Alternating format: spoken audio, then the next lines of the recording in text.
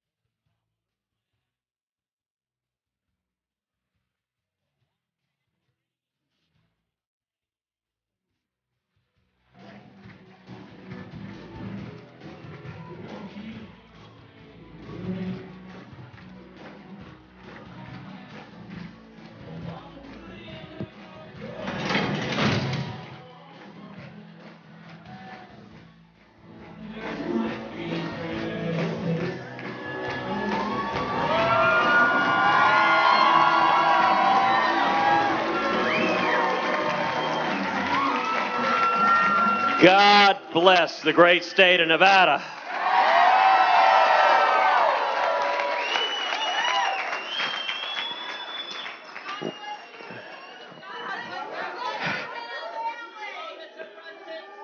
What an incredible privilege to be with so many freedom-loving patriots. What a privilege to be with this array of tremendous leaders, starting with Nevada's own Attorney General, Adam Laxalt.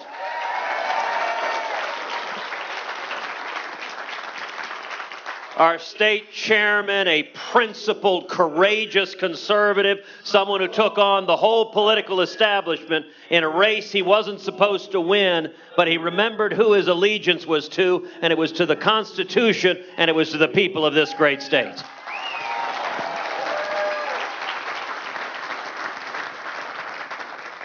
And then Congressman Raul Labrador. Another strong, principled fighter who leads the Freedom Caucus in the United States House of Representatives. That means Raul and I share something in common. Both of us need food tasters in the members' dining room. But you know what? If you remember who you're working for, if you remember the men and women who elected you, that you're not working for the Washington bosses, you're not working for the lobbyists and special interests, but you are working for the people of this country, they tend not to like it in Washington, D.C. And then David Barton, what an incredible leader David is.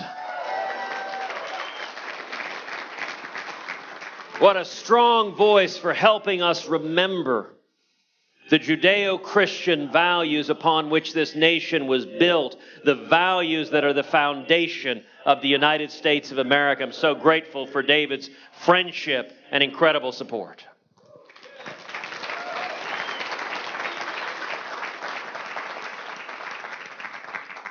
And how about Glenn Beck?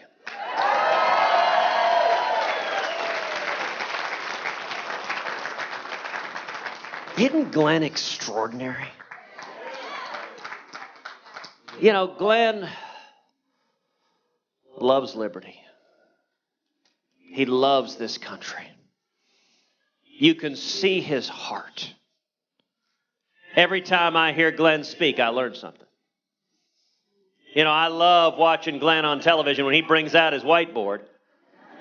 It's not quite Robert Reich, but he brings us back to the founding principles of this country. He brings us back to the principles that set the United States apart as an exceptional nation, as a shining city on a hill. And he's fearless. Remember a few years ago when he was talking about an Islamic caliphate?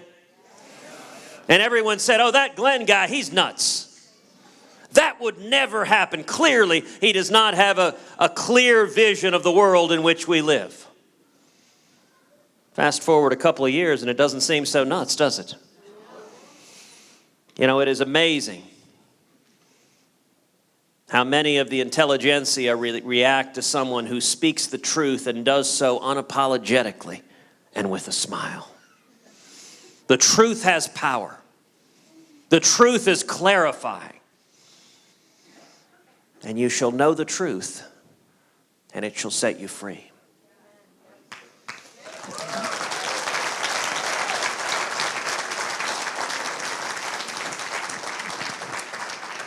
You know, I'm reminded of a story of a man driving down a country road.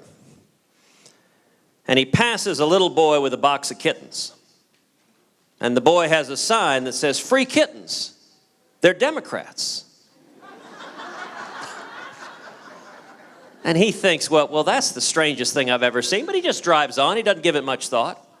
A few days later, he's driving down that same country road, passes the same little boy, same box of kittens. This time the sign says, "Free kittens. They're Republicans." And he can't figure that out at this point. He pulls off the side of the road. He comes up to the little boy. He goes, "Son, I got to say, I'm completely confused. A couple of days ago, you had these kittens. You said they were Democrats. Now you say they're Republicans. What gives?" The kid looks at him and goes, "Well, mister, now their eyes are open."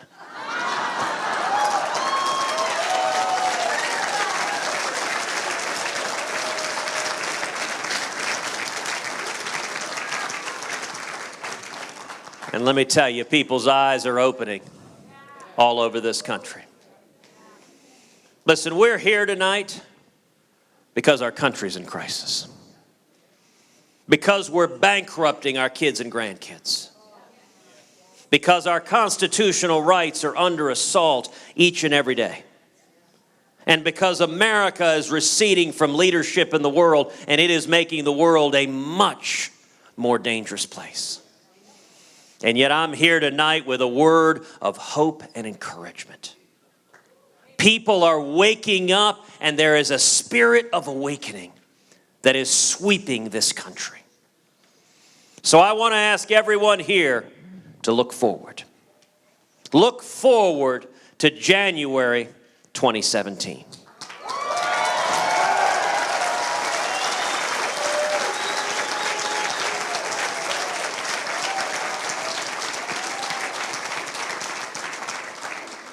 If I'm elected president, let me tell you what I intend to do on the first day in office.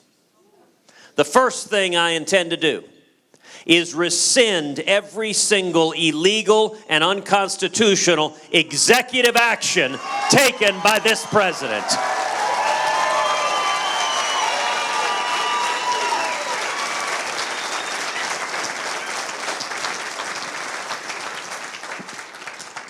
The second thing I intend to do is instruct the U.S. Department of Justice to open an investigation into Planned Parenthood and to prosecute any and all criminal violations.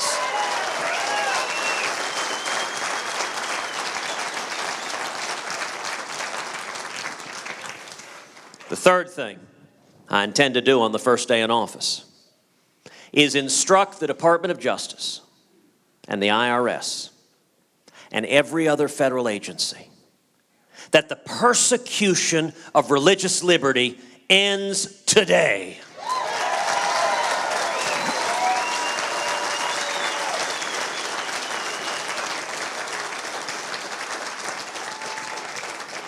That means that every serviceman and woman can seek out and worship God Almighty with all of their hearts, minds, and souls, and their superior officer has nothing to say about it.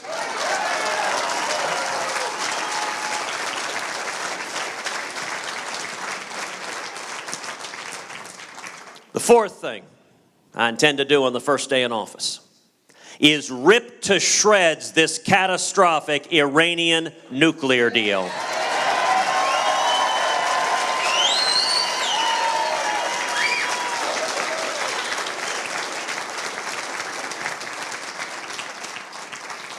And the fifth thing I intend to do is begin the process of moving the American embassy in Israel to Jerusalem, the once and eternal capital of Israel.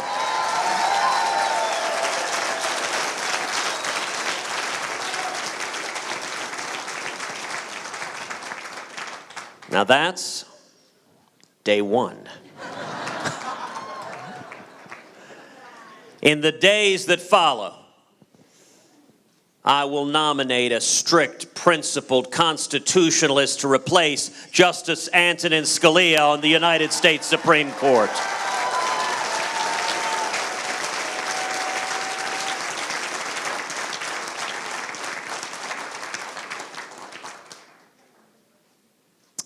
You know, just yesterday, I attended the funeral of Justice Scalia.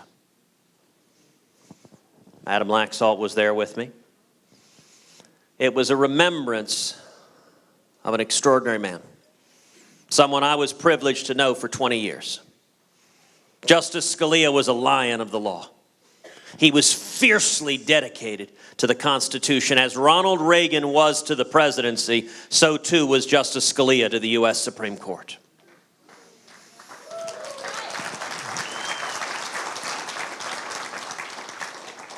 If you look at our Constitution and our Bill of Rights, our most fundamental rights hang in the balance. You know, before I was in the Senate, I was the Solicitor General of Texas, the chief lawyer for the state in front of the U.S. Supreme Court. We defended the Ten Commandments monument on the state capitol grounds. We went to the U.S. Supreme Court, and we won 5-4.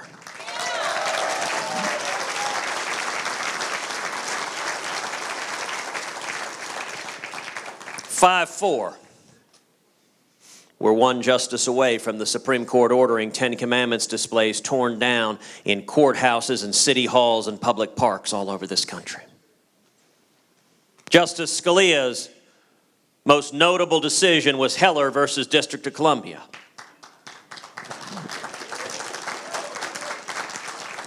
I know Heller very well because I represented 31 states in Heller defending the Second Amendment right to keep and bear arms, and we won 5-4.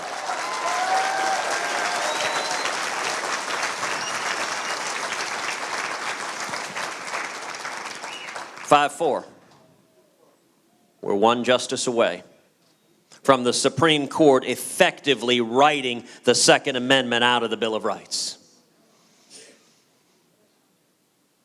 You know, Tim Macy is here, who leads Gun Owners of America. I'm proud that Gun Owners of America has endorsed me in this race and is supporting me in the presidential campaign.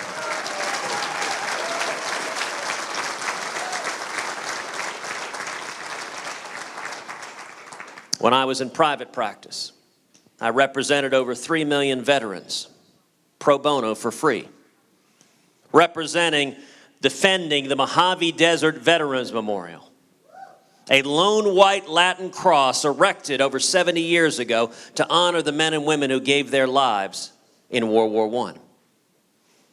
The ACLU sued, arguing you could not gaze on the image of a cross on public lands. They won in the district court. They won in the Court of Appeals. The court ordered the Veterans Memorial taken down. We went to the U.S. Supreme Court defending the memorial, and we won 5-4.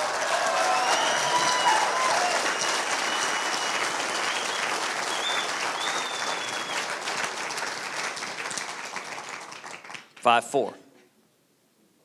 We're one justice away from the Supreme Court ordering veterans memorials torn down all over this country, and we are not far away from them ordering the chisels to come out and remove the crosses and stars of David from the tombstones of our fallen soldiers.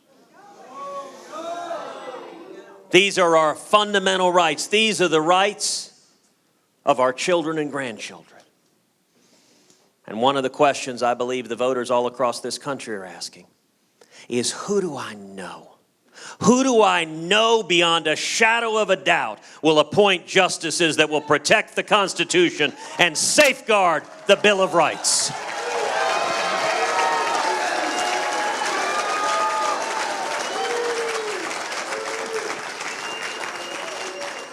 And I give you my solemn word that every justice I put on the court will be faithful to the Constitution and protect the rights of our kids and grandkids.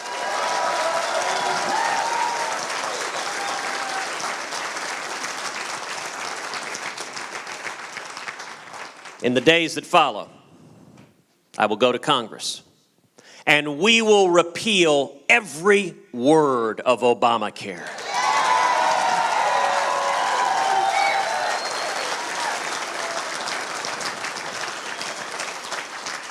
We'll adopt common sense health care reform that makes health insurance personal and portable and affordable and keeps government from getting in between us and our doctors.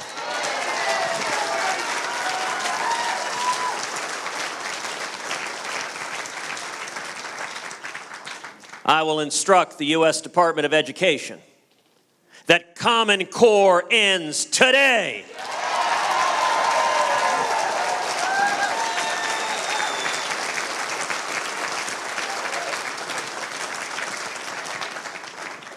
We will finally secure the borders and end sanctuary cities.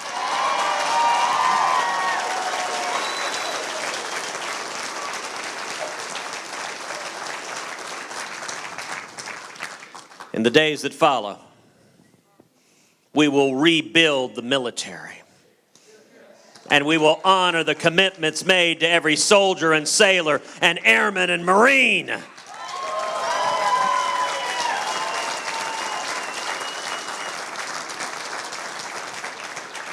This past week, I've rolled out a comprehensive, aggressive plan to fundamentally rebuild the military, to restore our readiness, to restore our Army, our Navy, our Air Force, our Marines, to rebuild missile defense, to rebuild cyber defense capacity, and to end political correctness in the United States military.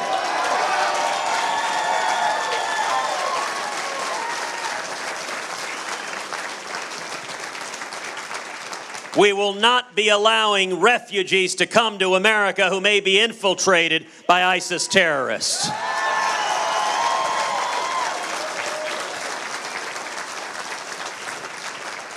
We will not be granting U.S. citizenship to those here illegally.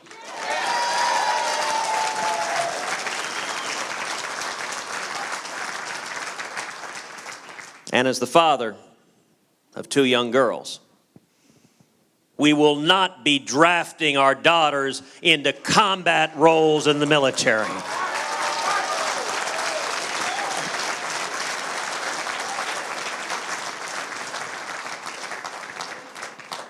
You know, one of the most shameful things of the past 7 years has been the president sending our fighting men and women into combat with rules of engagement that have their arms tied behind their back so that they cannot fight, they cannot defend themselves, and they cannot win.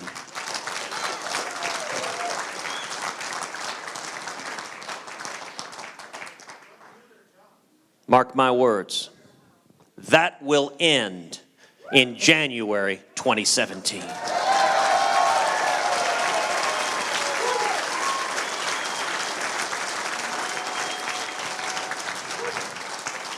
America has always been reluctant to engage in military conduct. We are slow to anger.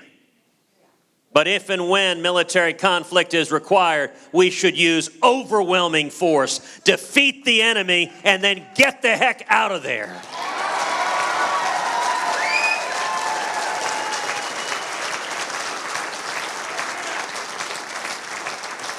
We will have a president who stands up and says to the world, we will defeat radical Islamic terrorism.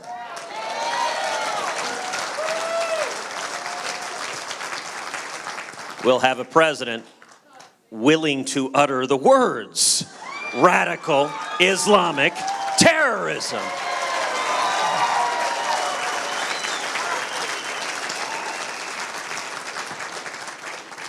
And we will not weaken. We will not degrade. We will utterly and completely destroy ISIS.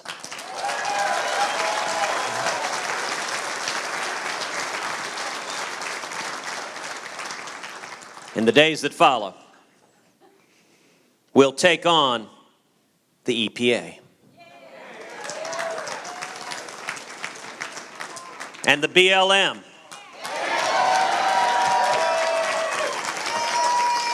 and the CFPB and the alphabet soup of federal agencies that descend like locusts on farmers and ranchers and small businesses, killing jobs all across this country.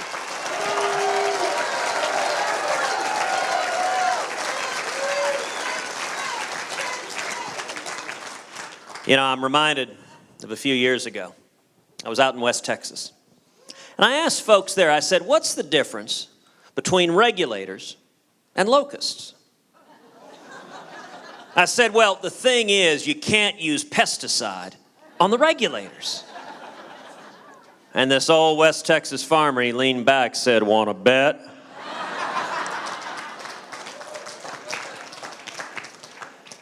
And in the days that follow, I will go to Congress and we will pass fundamental tax reform, a simple flat tax.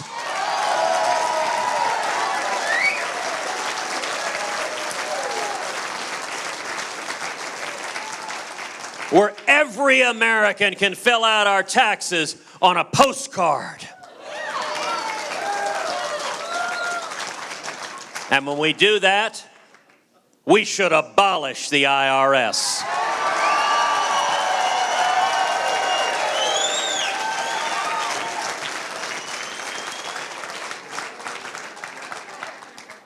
$85% of the state of Nevada is owned by the federal government. That is going to end. The land in Nevada needs to be owned by the state of Nevada, and even better, the people of Nevada should have control over your own land.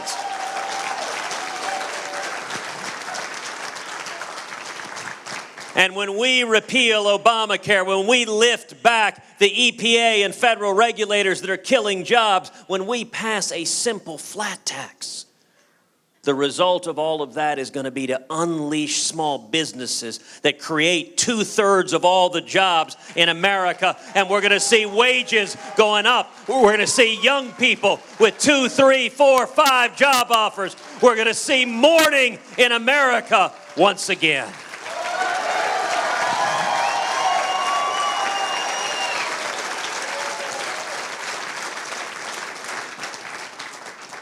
Now, some of y'all might be thinking, can this happen? Can we do it?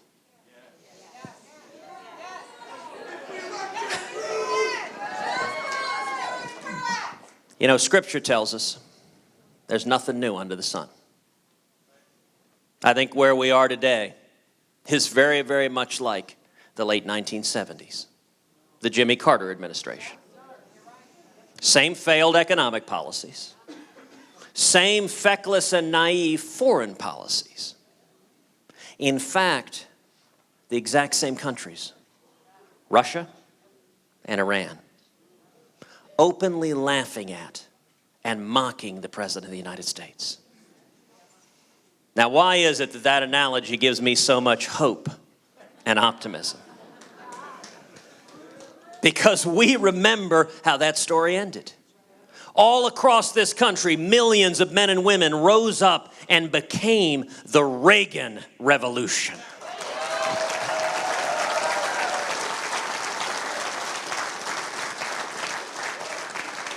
And it didn't come from Washington.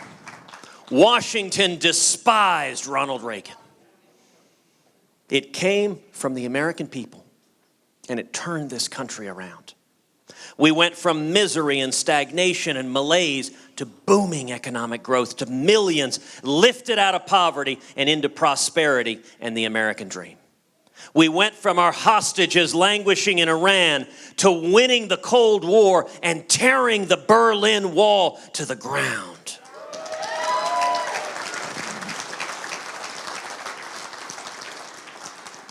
Why am I so optimistic?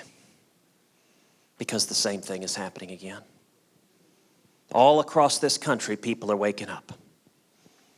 For all of us here, freedom is not some abstract concept we read about in a school book. Freedom is real. It's personal in our lives, our families. For me, I think about my dad. My dad was born and raised in Cuba. As a kid, he began fighting in the Cuban Revolution. And he was imprisoned and tortured in Cuba. As a teenager, my father found himself on the floor of a Cuban prison, covered in blood and mud and grime. His nose was broken. His teeth were shattered out of his mouth. And he remembers thinking at the time, I don't have any kids. Nobody depends on me. It doesn't matter if I live or I die. But thankfully, God had different plans for my father.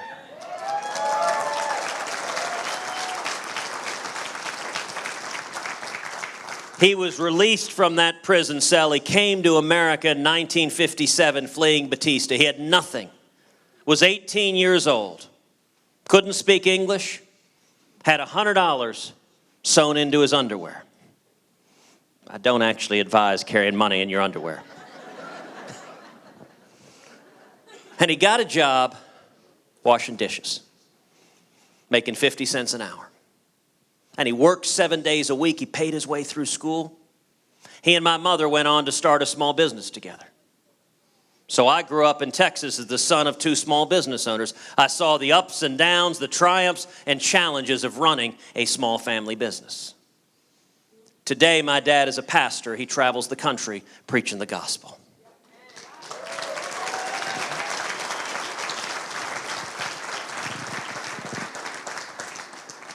Now, when I was a kid, my dad used to say to me over and over again, when we faced oppression in Cuba, I had a place to flee to. If we lose our freedom here, where do we go? That is why all of us are here tonight.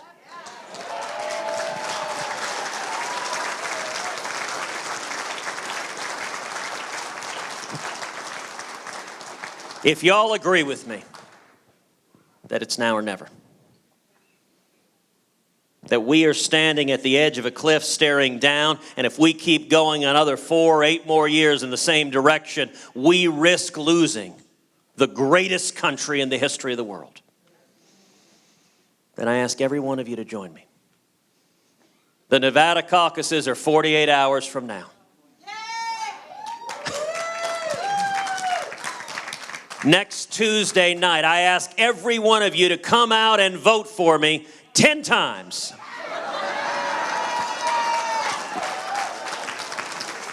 Now look, we're not Democrats. I'm not suggesting voter fraud.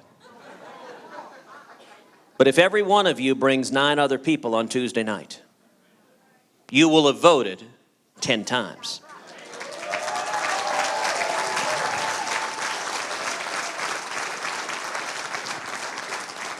And let me tell you something. If you're not yet old enough to vote, if you get 10 people to vote Tuesday night, you will have voted 10 times before you turn 18.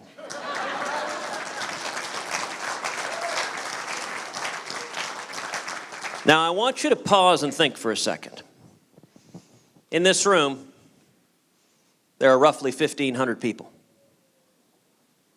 If everyone in this room brings 9 other people Tuesday night, that is 15,000 votes. That is roughly half of the votes that will be cast in the Nevada caucuses.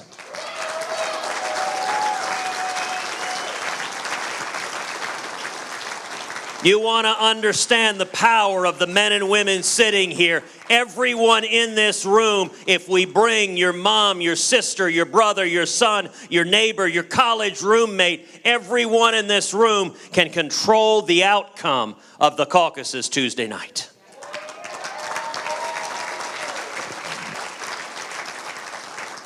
We've got folks here that you can sign up, can help you do it, can give you the tools. But I ask you, if you share the passion for freedom, if you share the fear, what kind of country will your kids inherit? You know, that's what wakes me up at night. People ask if it's tiring running for president. Well, sometimes. But then I look at my little girls, Caroline and Catherine, who are 7 and 5, and I think about, are they going to have the same freedoms I've enjoyed? Are they going to have the same future, the same bright future, the same greater opportunity? Or are we going to load this next generation down with so much debt? Are we going to take away so much opportunity? Are we going to strip them of their rights?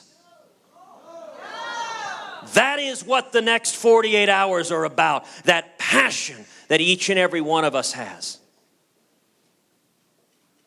To be held accountable to our children and held accountable to God. That when this country was challenged, we rose up and defended it.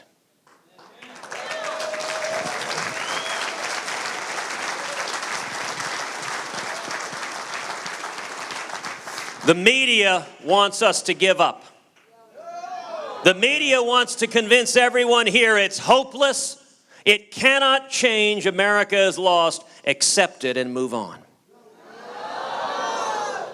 But let me tell you, it took Jimmy Carter to give us Ronald Reagan. And I am convinced the most long-lasting legacy of Barack Obama is going to be a new generation of leaders in the Republican Party who stand and fight for liberty, who stand and fight for the Constitution, and who stand and fight for the Judeo-Christian values that built this country into the greatest country in the history of the world. Thank you, and God bless you.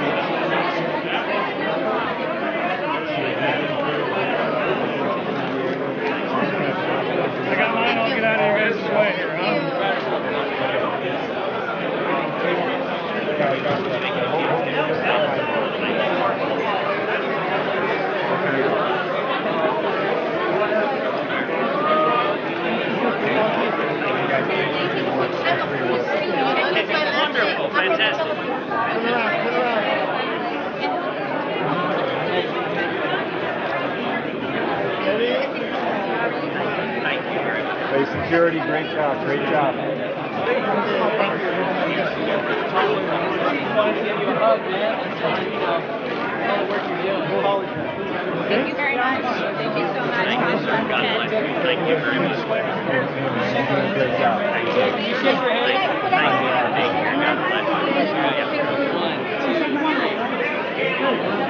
We're doing it together. I'm just trying to move. How you doing? Michael, nice to meet you. I'm ready. If I can do it. There we go. Thank you very much. Stand right here.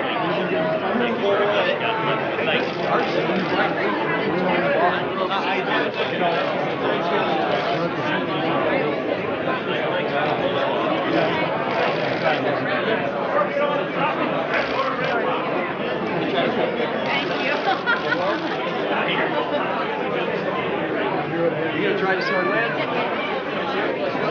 Oh, you did? Wait, I'm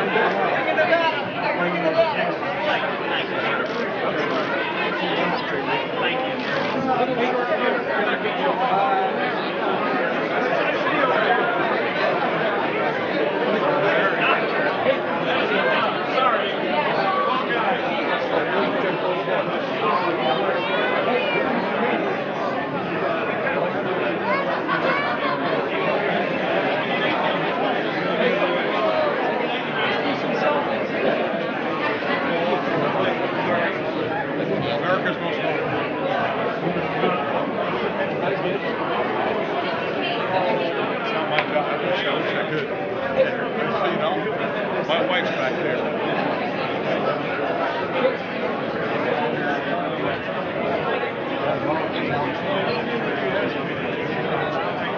Hey, Hey, Ted, turn around and give us all a selfie.